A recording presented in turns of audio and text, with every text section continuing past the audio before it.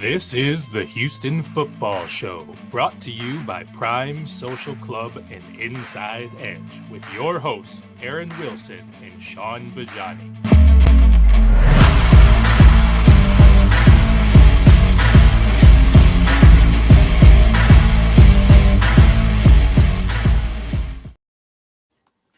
All right, welcome in. It's the Houston Football Show. I'm Sean Bajani from Sports Radio 610, joined as always by NFL insider Aaron Wilson, who covers the Texans for KPRC Local 2. A lot of stuff to get into this week as, Aaron, I don't know what kind of week you expect it to be. I mean, it's underway. It's Tuesday, and we're about to roll in and hit the ground running tomorrow morning at practice. But it is obviously marking the return of Deshaun Watson, Week 13. He and a lot of people that I didn't expect or even think of, to be honest with you, Aaron, are going to reportedly be at NRG Stadium on Sunday. And that's I'm talking about a report I saw earlier this evening from Tony Busby confirming that he, along with 10 women accusers, are now planning to attend the game on Sunday. Are you hearing anything different, or can you share anything new in regards to that report?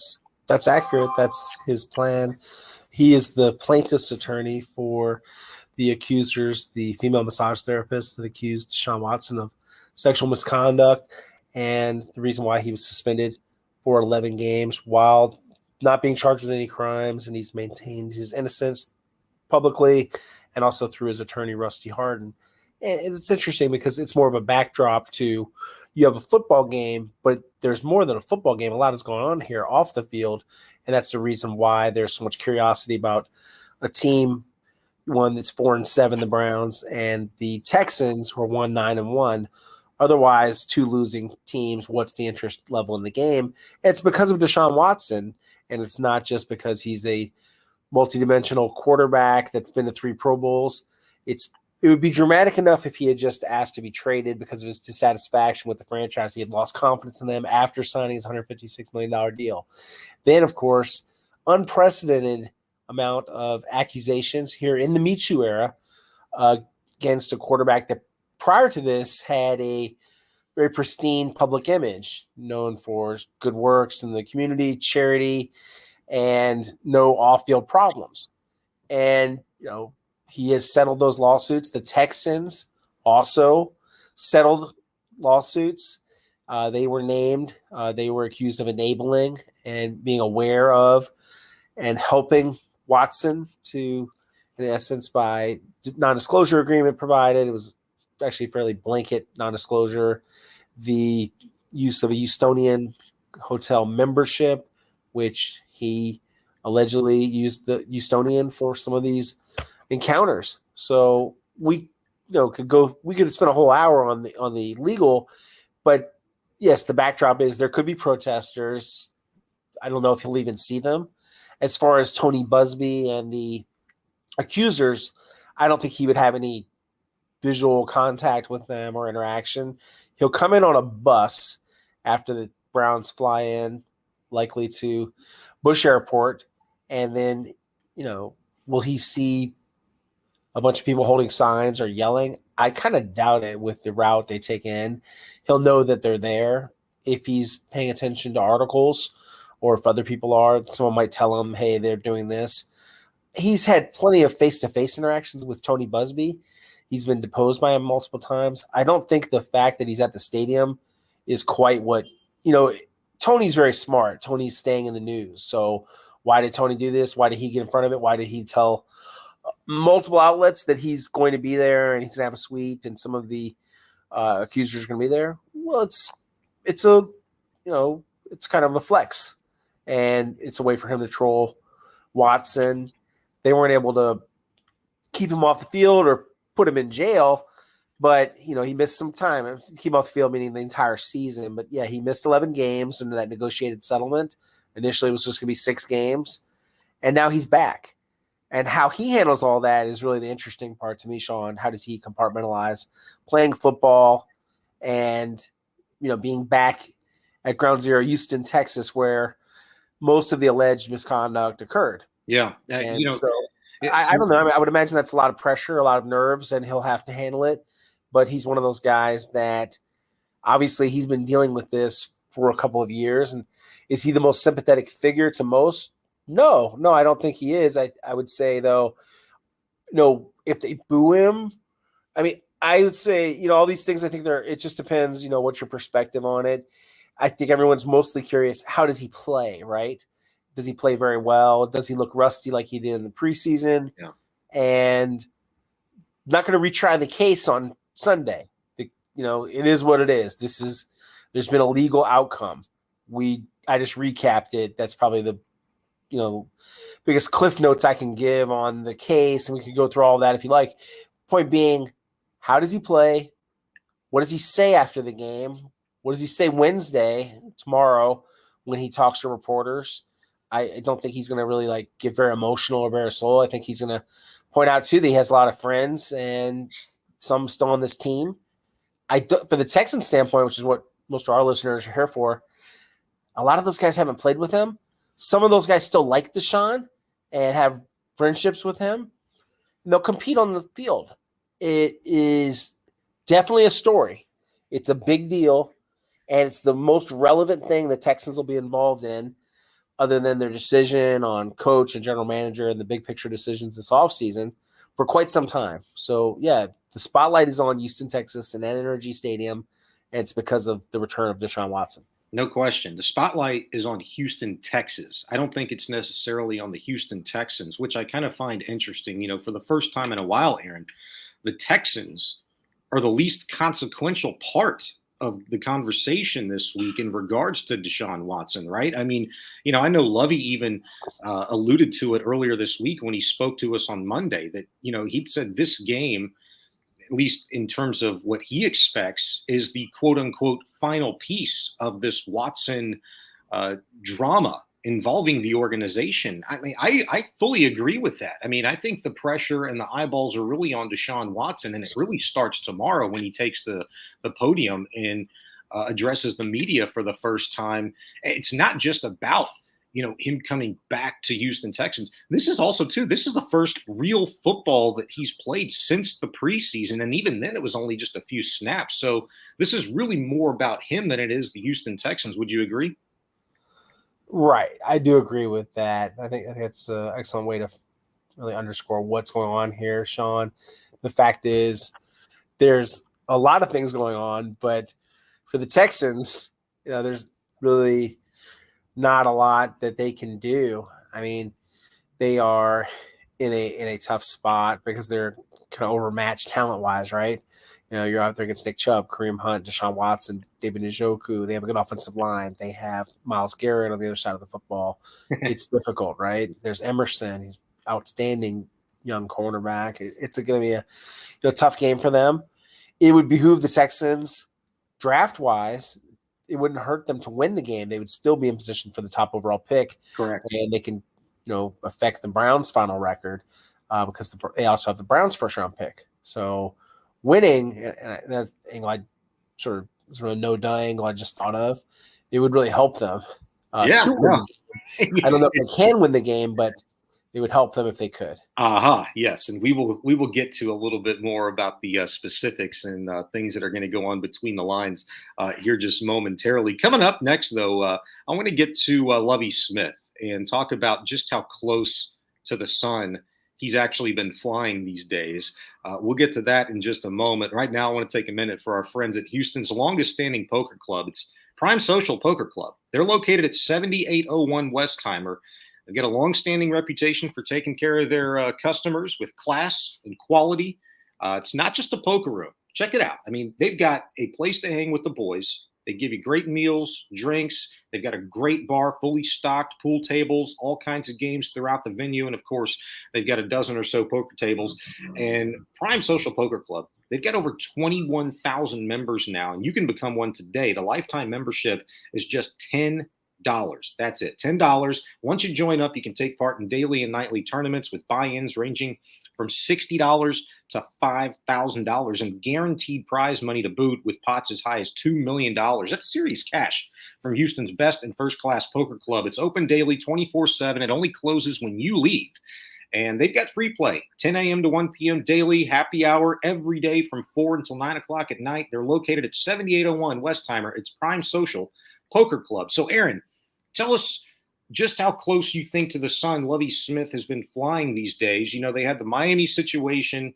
The game in itself was one debacle, but the press conference, it wasn't good. It was the second consecutive week that Smith had failed at the podium, I think. And following a dud against Washington, you know, the way that he and the Texans handled the quarterback change was laughable. As silly as it sounds, and I'll let you speak to this, of course, but I think Lovie Smith is doing just about the only thing a guy in his position could do. It might not look good. It might not sound good. It might sound delusional at times, but for a guy in this position that's trying to keep every ounce of positivity in that locker room, I feel like he's doing the only thing that he can. Absolutely. You know, I think he's in a difficult position. Was he set up to succeed? That's a question. Did he ever have a roster where he could have been competitive? I think that's a fair question. I'm actually texting with a general manager candidate in another city, and he's asking me about this as we talk about the Texans' job situation. Would they clean house? Can they get, if they've just fired 2 coaches in a row under Nick Caserio, could they get a good head coaching candidate? Do they need to completely clean house? How culpable is everyone for this mess? And for the really the only opinion that matters is the McNair family. Where are they supposed to win? Were they expected to win?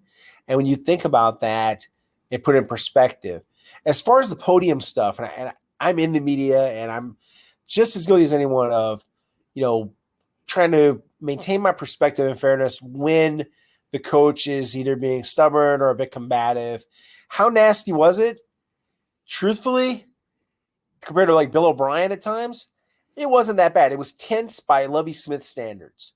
And I don't expect him to be a good loser. I think, you know, that's another thing that hasn't gotten – I'm not defending him, but I want to explain what I think fully about his behavior in the press conference. He's mad that they lost. He doesn't like some of the questions. He doesn't like maybe some of the articles. He's got opinions about all of that. He's a bit of a press critic. And you can tell. This is something that, you know, comes through sometimes with – you know, he's a little bit of sarcasm. He needles a little bit. Is he – really, really, really unprofessional? No, I wouldn't say that. Does he give you everything you want as a press guy? No, I don't think that's his goal.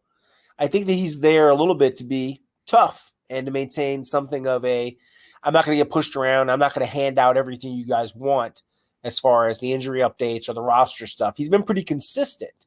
So what does that do?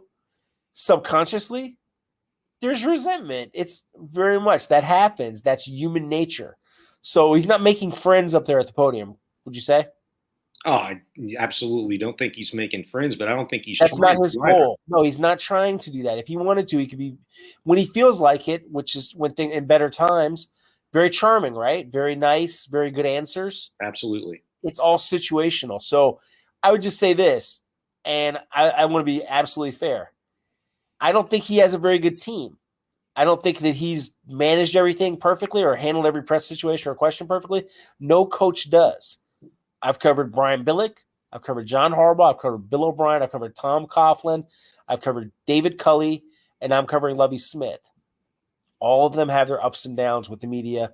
Sure. David, probably not so much. He's just like every day, very genial, very pleasant. But yeah, John Harbaugh can be tough sometimes. John Harbaugh would also sort of apologize. He called me up before. He was upset with something I wrote, gave me a hard time. And then in the same call, we squashed it. Then he made a point to calling me and said, hey, let's go to Aaron. Then he says, good question. I thought that Lovie was friendlier on Monday, and that was his way to kind of make up for it a little bit. Yes. So I also thought he was very friendly in the interactions today at My Cause, My Cleats. So I want to be absolutely fair and give that perspective, because I think a lot of it's becoming this whole like, let's pile on Lovie Smith. But you know, but something that happened last week that I thought organizationally was a poor decision was, and I think I want to give people a little peek behind the curtain here. I knew on Tuesday was likely and Monday. On Tuesday, no one had been told definitively. On Wednesday, the way that they told players They informed the quarterbacks. They also sent Kyle Allen in to take the first team reps. The decision was absolutely made. It was actually made prior to Wednesday, but it was kept, from the players. The players didn't know. Eventually, it filtered out. I found out. The NFL Network found out. I reported it very definitively that they have benched him, that Kyle Allen's the new QB1. So they stonewalled, would not acknowledge it, and I've been told that, definitively, he's the quarterback. On Friday, after the Thanksgiving break, because, that was a closed day, there was no practice, Lovie Smith announces it, and Kyle Allen doubles down and says, because that's what he's told to do, that we split reps, that, we found out today, and that was just how they wanted to handle it. There was no competitive advantage, especially when you're 1-9-1. Right. So that's kind of silly. And as far as just kind of being tough, that's just being kind of hard-nosed, as some people call it. It didn't change anything, and obviously the result didn't change. The performance, Kyle's performance, is similar to Davis's performance in terms of the production or lack thereof. 1 touchdown, couple of picks, 1 really, really bad pick, and them having no running game. So nothing changed. It did not give them a spark, and they gained no competitive advantage, and they annoyed the Houston media. Correct? Correct. Okay, so they mishandled the whole thing. If anyone thinks that Nick Caserio doesn't have a hand on that and how he thinks they should operate, or look at how Bill Belichick operates in New England about who's the quarterback, look at stuff with Mac Jones this year. And when is he back? When's he not back? All of those things. This is the New England Patriots way that is now alive and well in Houston, Texas. So that's their style. And I wouldn't expect anyone in press to like it, or probably the fans would rather have more transparency. They believe in it, and they aren't changing. So I wouldn't expect them to all of a sudden Monday announcements, Tuesday announcements, Wednesday announcements. If they bench Kenyon Green and have Justin McCray in, they're not going to tell you. It'll go till probably Sunday. Sure. I would think. I don't even know if they will. My point being, any positional change, he doesn't think they should do that. And he was like that in the preseason. He wouldn't announce injuries. He gave a national reporter the concussion update on Kenyon and then got challenged by it. He gets pretty angry when reporters ask him pointed questions. Mm-hmm. I don't expect that to change. I would say this, though. Is he consistent in how he operated at the University of Illinois and with the Chicago Bears? Yes. He has not changed. He's 64 years old. It's not like all of a sudden there's a heel turn here. So, yeah, I mean, I would say this. Do the fans out there care about how the media is treated? I would say generally, are there good interactions and good exchanges with him? For 90% of the time, yes, there are. He answers our questions. We get our answers. I don't say this to defend him, but I want to try to keep some perspective and balance. It's not like Coach Smith is just up there and you get nothing and, it's over. The press conferences last for a while. You get answers. We get quotes. We write stories with them. So, but it's not supposed to be easy. I mean, this is what I expect in the NFL, at least. I don't expect to, for it to be a handout. No, I feel like as a reporter, and I pride myself on having some sources and some resources, Sean, to be able to get information. I can't if all I have is the press conference, then I've got nothing. I have to be able to get information some other way, and I can't expect just to only count on official announcements from Lovie Smith or whomever. So you have to do your job, and that's the thing. That's the challenge. But does it annoy a lot of the media? For sure. Especially if you need him to say it. You need it to be official. You got to have that. I would tell you this. On Wednesday, I was completely unbothered because I was sort of like bemused by it. Is my reaction personally? Again, I can't speak for all the media because I know that some of the media are very upset. I just kind of looked at it like, well, that's par for the course. I've got my story. I'm good. And then we even talked about this on Wednesday, and I said, well, whatever.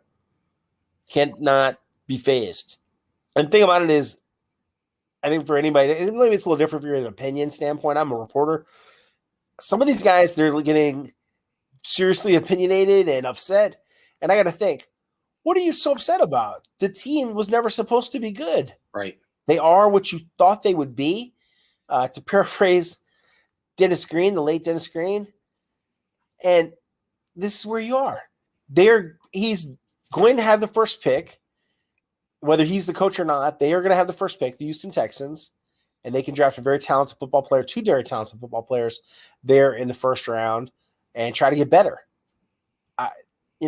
I would just say, like, anyone that thought there was one of these illusions that were going to be good, we're all wrong.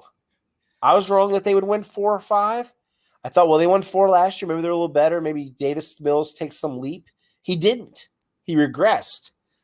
And I don't think he'd be any better or worse than Kyle Allen. It's just basically what they did was change for the sake of change. Yes. Nothing happened. It didn't work. And yes. It wasn't that Kyle was that bad. The offense is that bad. Pep Hamilton's plays aren't working. Nothing's working. Aaron, I want to continue on some of these things that you're talking about in the next segment. And before we hear from our friends at Prime Social and Inside Edge, I do want to also tell people that, coming up next, we're going to get to, what to anticipate, what to expect with the play on the field, particularly from Deshaun Watson and the Cleveland Browns standpoint. So we will get to that. But first, a moment from our sponsors, Prime Social and Inside Edge. That's next. Come out and enjoy Houston's longest-standing poker room with a stellar reputation for class and quality, Prime Social Poker Club. At Prime, you'll enjoy an upscale social environment, fully stocked bar, gourmet dining, pool tables, dozens of poker tables, and many other fun games throughout the venue. You can also join their over 21,000 members with a lifetime membership for only $10. What are you waiting for? Get into the game. Come join us at Prime Social Poker Club.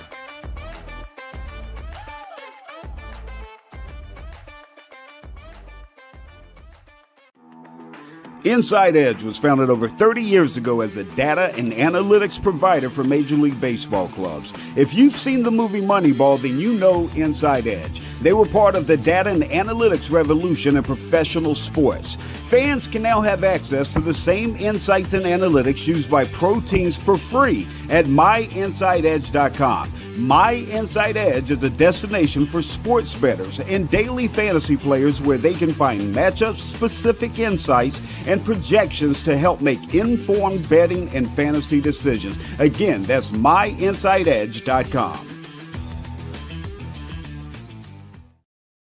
All right, back on the Houston Football Show. I'm Sports Radio 610's Sean Bajani, and he is Aaron Wilson, NFL insider covering the Texans for KPRC Local 2. Aaron, we could talk literally for hours about the couple of topics that we've broached just a half hour into this show in relation to Deshaun Watson and the inner workings and the plans, the idea, the vision, whatever you want to call it, on behalf of the Houston Texans. But, I did just want to make mention of, something that you actually touched on. You said you were corresponding with a general manager candidate. I think you said this evening or something like that for somewhere in the NFL. He will remain nameless, but you said he was asking you what you thought of, the Texans situation if you'd felt they could get a good head coaching candidate in-house given their position. I think I'd want to know that answer from him if he's a prospective general manager. I'm sure you guys talked about the correspondence. Yeah, I'll tell you what he said. Obviously, this is anonymous, but he said, hard for me to believe anyone would want to take that gig with that setup like it is, having fired 2 coaches in a matter of 2 years, meaning if they fire Lovey.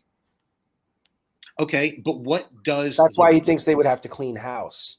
Sure, but what's the value of having the number 1 overall pick? And presumptively, if the Browns, Well, the thing about it is, so, okay, let's say that you're a head coaching candidate. I'll bring up another one, and this is more of a hypothetical.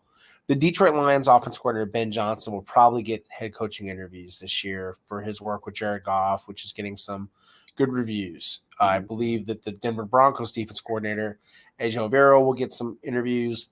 I'm sure that Jonathan Gannon and Shane Steichen, the coordinators for the Philadelphia Eagles, will get interviews. So I'm just naming some people that are up and coming, right? Right. Okay. If you take this job and Nick Caserio is hiring you and you're going to work for the McNairs and you know that they have fired their last 2 head coaches, and they've won, let's say they don't win another game. They've won 5 games in the past 2 seasons. And what are the expectations? How much time am I going to have? Am I going to have a lot of time to get this, new quarterback up to speed? Who knows that they make the right pick? Let's say it's, the first pick. Let's say it's Bryce Young. What if Bryce Young isn't good enough? It fails. Am I the coach for 3 years if we try to get it right with someone else? So these are all valid questions. So you're trying to get someone, if that's maybe not a retread. Do you think they're getting Sean Payton and Sean's going to be working for Nick? Or do you think that Sean wants to be the boss or have almost equal power to the general manager? I've heard that he wants the Chargers job if Brandon Staley gets fired. Would the Texans look at Brandon Staley? Probably so. Under Nick, he had a good interview last time. Jonathan Gannon, who got close last time. But you have to consider what has happened, and their agents are going to consider what's happened, and they're going to have to make decisions about the Texans job. It's attractive, but there's some, problems with the job too, as I'm outlining. It's not just about salary cap space and having the first pick, and Nick Caserio having a good reputation as someone that can draft and has made some, solid moves like Jerry Hughes and Steven Nelson. That may not be enough for some people if they have other options. Yeah. I hear people talk about Kevin O'Connell. Kevin O'Connell's agents and the Texans sort of hid his first interview. Then he did another one. That one got out there. He was never really – he's lukewarm the whole time. He would have been a great candidate. Mm-hmm. Could Kevin O'Connell have done anything better with this team? I believe no. I believe it's a resounding no, that he could not have won with this roster. I don't know who could win with this roster. So they almost got Josh McCown. That eventually got stopped by Kyle McNair, Nick Caserio. They settled for Lovie Smith after kind of a convoluted job search. All history, all true. Now you're trying to turn the page. What can you get? And if you're the Texans and you are drafting first, are Lovie Smith and Pep Hamilton the guys that you want to work with the young quarterback? No. And probably not. I mean, you want something long-term. You don't want to be like the Jaguars where you had Urban Meyer with Trevor Lawrence, not comparing them to Urban Meyer, just saying the actual fact that they had to change after 1 year, and now they're resetting with Doug Peterson and trying to get him going in a better direction. Right. Which is still up and down because I think he doesn't process very fast. But, that's kind of who he is as a quarterback more so than the commentary on Urban Meyer, Doug Peterson. I think it's better with Peterson, but it's still he's not there yet. Point being, ideally you have guys that are going to be there to guide him, take him to the next step, and develop him as a quarterback. And that's what you hope for. Yeah. That's what you hope for with like a Peyton Manning situation, like kind of ancient history, but you look for someone you can grow with. Absolutely. I couldn't have broken it down better myself, Aaron. Good stuff. All right, so let's get to the game on the field, between the lines, Sunday, Week 13, Browns, Texans. Look, this is going to be Kyle Allen's second game started since 2020. Lovie Smith expected there to be a little bit of rust on Kyle Allen. There certainly was a lot of it in the first half on everybody. It's less about having a game under his belt at this point, I think, and more about guys like Myles Garrett, who's been an absolute beast over the course of the last 2 months for them. 7 sacks, I think, for him in the last 5 or 6 games alone against this Texans offensive line, which has allowed 33 sacks on the season, 20 over the course of the last month alone. I mean, I'm sure you're like me and anticipating another long afternoon for Allen in this run game, right? Right. When I think about the matchup, and they're fairly stout, and they have some athletic linebackers. They have some people that can stop the run. They're not great at it, but I think they're athletic enough that they can get in the backfield. There's some problems there. They're not as good in the middle as these other teams that they've been facing. They've been facing some of the best interior linemen, and there's nowhere to run. And as Dameon Pierce told us in the locker room Sunday, there's 7 in the box. And when there's 7 in the box, I think he was averaging about a yard. Yeah. And the other time that he didn't have, I think he got 4 yards. So people figured out, and he said it's a copycat defensive league. Everybody's doing the same thing. They crowd it, they beat the blocks, and they tackle him. and he has nowhere to run. I don't know what he could do. They could try, as he said, we've got to find some counters, some different techniques, different strategy. You got to change it up, or they're going to keep stopping it. And some of that's got to be the play calling, and some of that's going to be these guys got to block better. And then, Damian, I think he's doing all he can. I don't think he's perfect, but I think he's certainly shown he has a lot of talent. And I don't know what else he can do, Sean. But if they can't run, and that's what they want to be, they can't do anything. And then almost everything they throw is behind the line of scrimmage or short. It's interesting to watch Miami, how they can take their time, how they can throw, how they can pepper the zone defense. Look how effective they were against cover 2. 100%. I mean, and look, Kyle Davis Mills even spoke to how successful, or the reason why he was successful against the cover 2 earlier this season. I can't remember what game it was. It might have been the Jacksonville game, or it could have been San Diego when they had a really good second half in that one. And he was like, well, we face it every day in practice. I mean, it makes sense. However, you're supposed to be preparing, and there's a scout team out there to prepare you for the defense that you're going to see week in and week out. And not everybody plays, cover 2, to start a game, and it's kind of very fundamentally sound stuff that if you're the Houston Texans and you want to establish a run, well, make the defense think just for a millisecond, Aaron. And I don't think we're seeing that with fast pre-snap motion or counters or play action or just looking a safety off, pump fakes, whatever it is. There's all kinds of little things that you can do to create a little bit of doubt for a millisecond in an NFL defense. And I don't think we see that hardly ever from what the Texans do offensively. Absolutely. There's very little misdirection. There's not a lot of subterfuge. There was that 2-point play, and you're going inside run with a somewhat moderately sized back and Dario Gambalale. So that's your play. Yeah. I mean, it doesn't even look like they practiced a lot of 2-point plays, did it?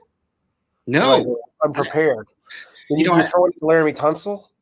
Why would you get 2 like that? I don't know. And Laramie, I talked to Laramie about it. Laramie's like, I can't believe I dropped that, bro. And I was like, I know. I said, I said, did you catch one before? He says, yeah, at Ole Miss. I caught a touchdown. Yeah, and he's a good athlete. I think he is. But I mean, come on, Aaron. I think he's excited. Something, but that was almost worse than Wattcat. I mean, I'd almost rather have had the Chiefs playoff game. Yeah, I've almost forgotten about that. That was terrible. That was one of the worst plays in the whole Bill O'Brien era. Yes. And, so far this year, we've had a halfback pass from Rex Burkhead, or it could have been from Dameon Pierce. I can't really remember who threw that ball. I think it's Burkhead. Was it Burkhead? Yeah, it would have to be him. And then we've thrown a ball to Laramie Tunsil this season. I mean, sure. It's just amazing. It's that kind of year, right? It is. Hey, we've got one segment left.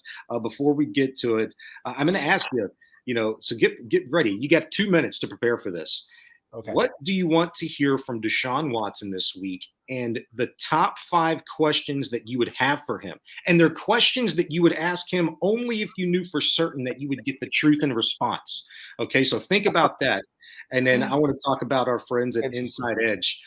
Here on the Houston Football Show, we like to use insights generated by team at Inside Edge, and those insights have been a real game changer in analysis. Over 30 years ago is when they were founded as a data and analytics provider for Major League Baseball clubs. If you saw the movie Moneyball, you know Inside Edge. That's what we're looking at here. And now fans can access the same insights and analytics used by professional teams for absolutely free at myinsideedge.com. That's myinsideedge.com. It's a destination for sports bettors, fantasy players, where you can find matchup-specific insights and projections to help make informed betting and fantasy decisions. And who doesn't want that? It's awesome. It's free. And the best part here is this 5-star game pick package they offer. During the 2021-22 NFL season, they had a 71% success rate on it. They went 34-14 against the spread.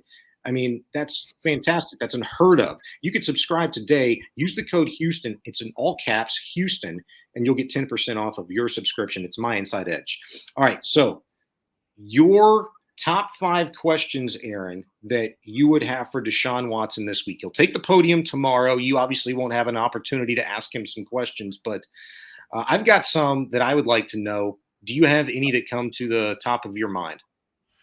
Well, I would say I understand, and some of this is from my own perspective, and I have sort of a complicated history with this story, which I'm sure you're aware of.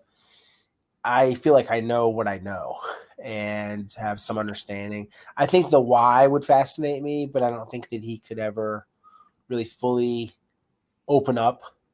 And because of, one, the possible embarrassment, two, the legal repercussions and the recommendations that he would follow from, he's never going to, I think, truly bare his soul, open up. And I think it could be even viewed as performative if he was to give sort of a tearful apology. So if you're saying that you didn't do it, but you're just settling because you needed to move on, and you vaguely there was some vague language that was approved by his legal team when he did that preseason interview, which I think was the closest he came to kind of that. What I heard was the Browns wanting to try to do some spin with their in-house radio network and television network. So that's why he did that, because they thought that was important to have him do something before he went on the field in a Browns uniform in an actual game. Right. So Makes sense. All that said, I mean, what would I hope for? What would I expect are two different things. I'd like to, hear what are his emotions going back to Houston, Texas. I think that question will be asked. I think he'll answer it. I think he'll talk about, I had some good times there. I had some bad times there, or whatever he says. I can't really predict his answer, Sean, and he'll hit the podium on Wednesday. I think he's going to say less. There's nothing to be gained from him from really opening a can of worms and discussing any of these alleged encounters, his side of the story. There's not much that can be said. He's already chosen to go the legal route, which is to spend millions of dollars on Rusty Hardin and settle the settlements, lost the endorsements, the Beats by Dre, Nike, which all could come back. There's usually a second act. Ray Lewis, I covered Ray. Ray had a second act. Ray became the Super Bowl MVP from accused murderer. Ray Rice is the only guy I covered that had a lot of off-field problems that was prominent, and I broke that story, that never played again. And that was because of a video. But Jamal Lewis, and this isn't like maybe the most famous case, but it was one I covered, federal cocaine conspiracy, pleads guilty, does jail time, federal jail time, goes to a halfway house, serves a short suspension, right back on the field. We're in a different era now. Yeah. And so obviously the personal conduct policy has a little more teeth in it now. Yeah. I don't know what he can do. I mean, I think he's in a no-win situation. I think the only thing he can do is don't have any more problems, which, my understanding is he has not. He's complied with everything with the counseling, et cetera. He's with his girlfriend. She's living in Cleveland with him. Houston native, former Miss Teen Houston, Jillian Mace. He's, I think obviously he's had to make some changes to not, have these lawsuits filed and have new allegations against him. Is he still actively seeking psychological help? Is he still in therapy? He's required to comply with counseling and mandatory treatment, which means meeting with a counselor. Probably, obviously, that would be confidential, whatever they talk about. I don't think anyone's going to ask him. They might ask him, how was counseling? Was that helpful? I think he'll have an answer ready for that. I think he'll be prepped by their PR guy, Peter Jean-Baptiste. I think he'll have some talking points. I think it'll be an interesting press conference. Yeah. I don't know how long it'll go, and I think at some point they'll want to talk about football too, the reporters and him. So that'll happen. I mean, he's not going to be up there for an hour. I think he's going to be up there for 8 to 12 minutes or so, and then what will happen is they'll cut it off. I think that there'll at least be some of those questions will be asked, but I don't expect anything really ultra detailed, Sean. I think what will happen is, and I think he'll be asked about his emotions after the game. What was it like? The best thing he can do for himself is to not have any other problems and to not let people see him sweat, and to meaning don't freak out about the questions or show any type of anxiety up there. And then if he plays well, right. If he plays well and they win games, it's a very forgiving country. There'll be some that will never, ever accept him. There'll be many that all they care about is he a good football player, and they'll move on. And they'll be like, hey, Browns fans will cheer for him. But it also forces a change in conversation too, to going from off the field stuff to back on the field, because what people are seeing, what he's doing on a field is playing well and is winning football games. I'm very cynical, Sean. Mm-hmm. I would say that most fans do not care. They don't really want to know, are these great guys? They want to know, can they win?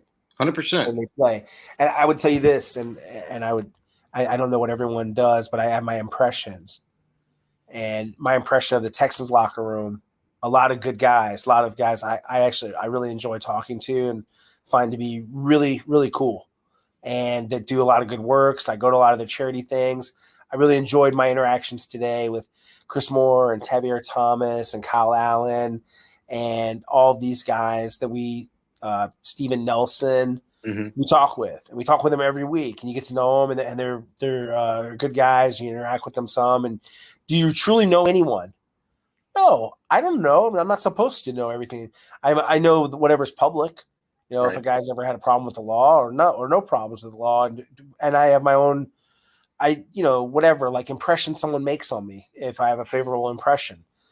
Lots of favorable impressions, right? But yes. Why do people watch this game? They watch to see excellence. They watch to see winning. Being a nice guy, or being good at, being good off the field, all the charity stuff. Cynically, yes, it all matters, but what matters more in this bottom line industry is being good at football. Right. Results. So Deshaun Watson, accused of being of creepy stuff, if he's a Pro Bowl, and he's been a Pro Bowl quarterback 3 times, guess what? There's no one on this roster other than Laramie Tunsil that's been to a Pro Bowl.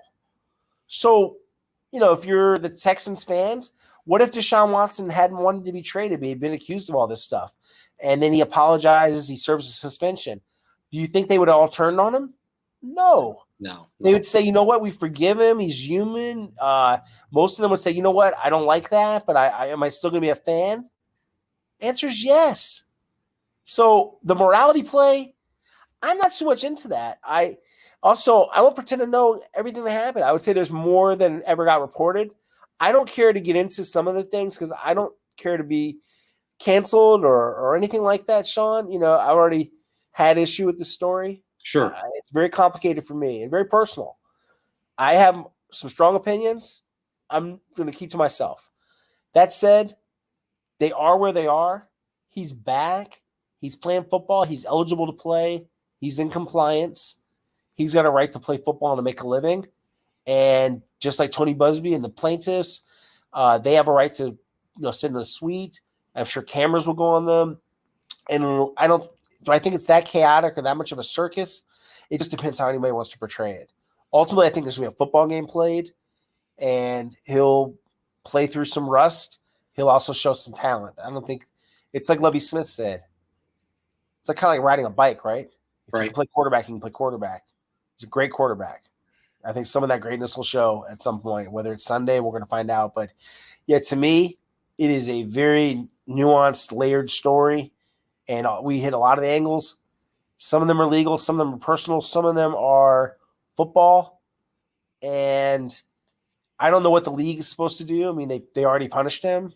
I don't think that he's supposed to have some sort of scarlet letter. I think he is eligible to play.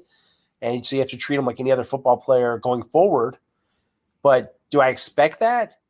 No. I mean, there's going to be some press you don't normally see. There's going to be some people there looking for a sideshow, looking for the drama.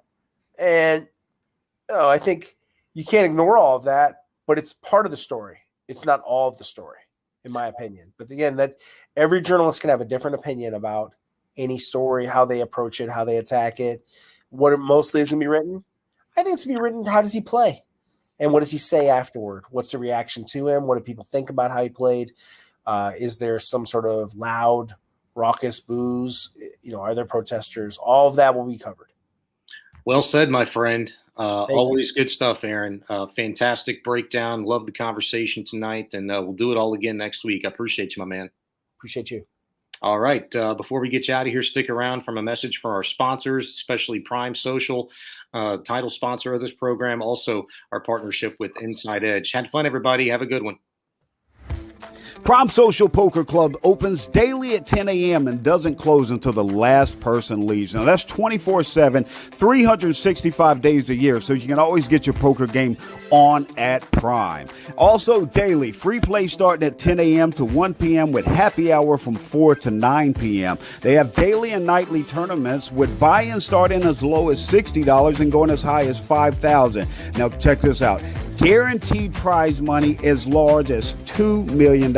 What are you waiting for? Get in the game. Prime Social Poker Club here locally in Houston, 7801 Westheimer.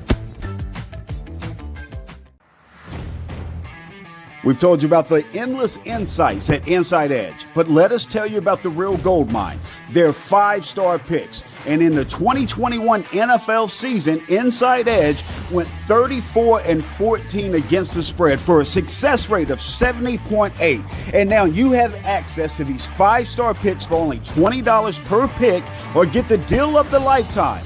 Every 5-star pick for the entire year for only $149. Even better, our listeners get a discount of 10% on that access by using code Houston. That's code Houston.